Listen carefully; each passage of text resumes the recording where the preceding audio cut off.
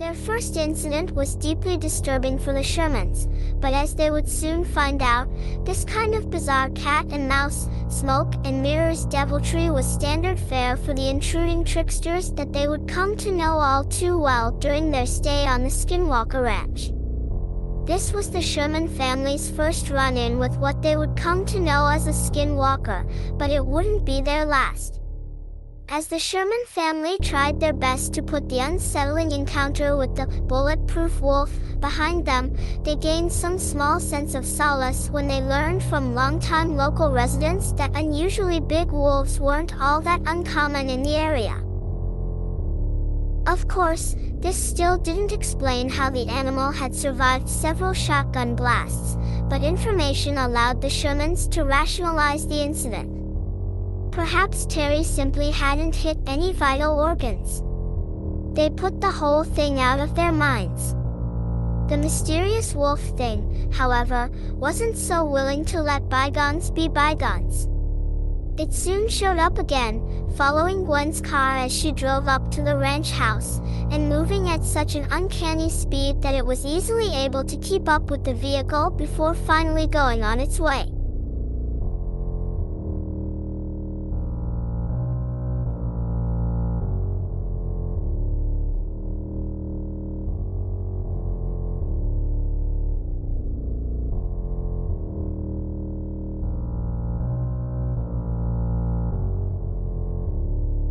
Gwen, realizing that this was the same exact creature reported by her husband Terry, decided that enough was enough and made up her mind to complain about the intruding animal. This meant a visit to the Office of Tribal Affairs located in nearby Fort Duchesne, where she related a sanitized version of the bulletproof wolf incident as well as her own wolf sighting.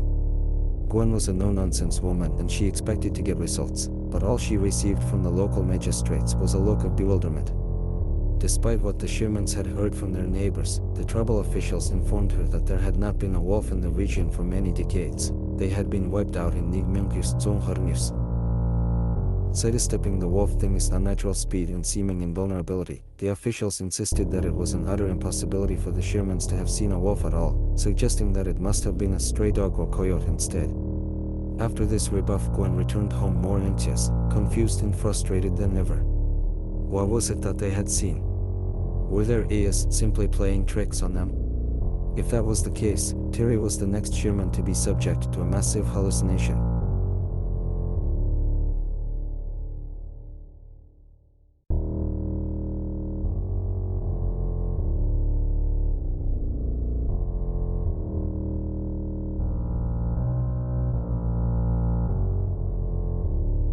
The incident began innocently enough, when Terry, his son, and his nephew were out surveying the property right around sunset. As the skies began to darken around them, Terry noticed what looked like the headlights of a parked RV in the distance. It certainly wasn't unheard of for an RV to park on someone else's ranch. This sort of thing happens all the time in the vast expanse of the Utah countryside. But that didn't mean Terry liked it, and he wasn't about to tolerate such trespassers on his property.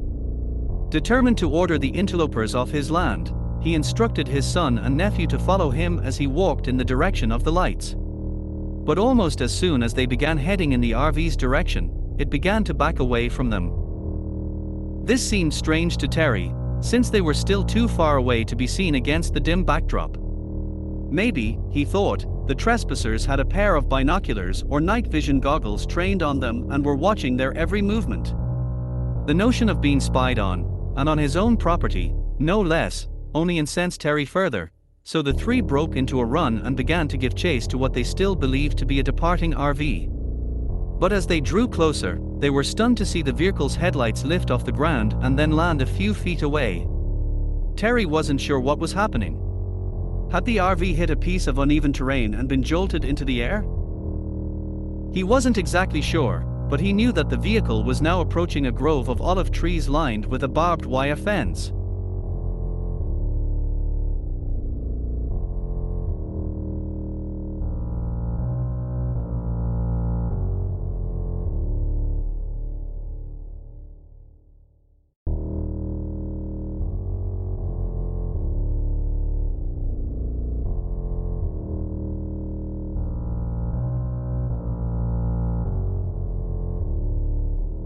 Terry thought that they had the recreational vehicle cornered.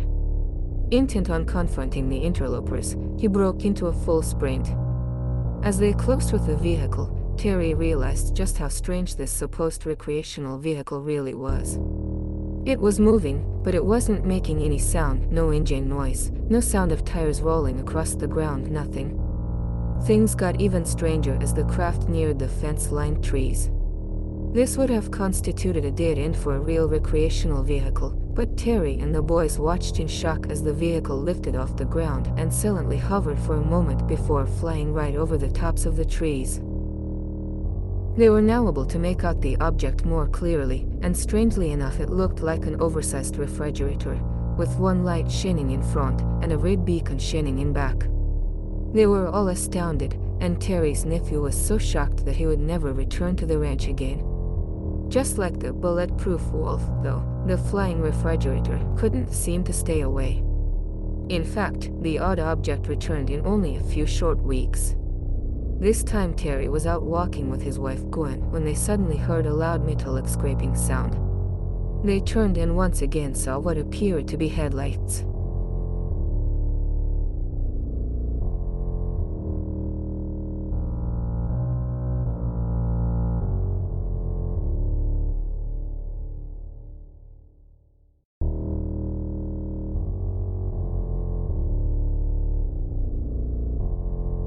Not sure what to make of it, and wondering if perhaps someone was lost on their property, they began to walk toward the lights. As soon as they neared the object, however, it lifted off the ground and flew a few feet further away. With a sinking feeling, Terry realized that this was no ordinary motorist, it was the same hopping vehicle he had seen before. He and Gwen continued to walk toward the craft, and it continued to rise and move further away as they approached. As the bizarre refrigerator-shaped object seemingly played cat and mouse with them, Terry actually began to grow angry. As strange as the whole situation was, he felt as if whatever was behind it was playing games with them. For what purpose, he couldn't imagine, but playing games nonetheless. Trying to overcome his fear with righteous anger, Terry shouted, "Who the hell do they think they are?" Just after this indignant inquiry, they heard the loud scraping sound again, this time directly to their rear. They turned to see what was causing the noise, but saw nothing, and when they turned back to the refrigerator-shaped object, it was gone.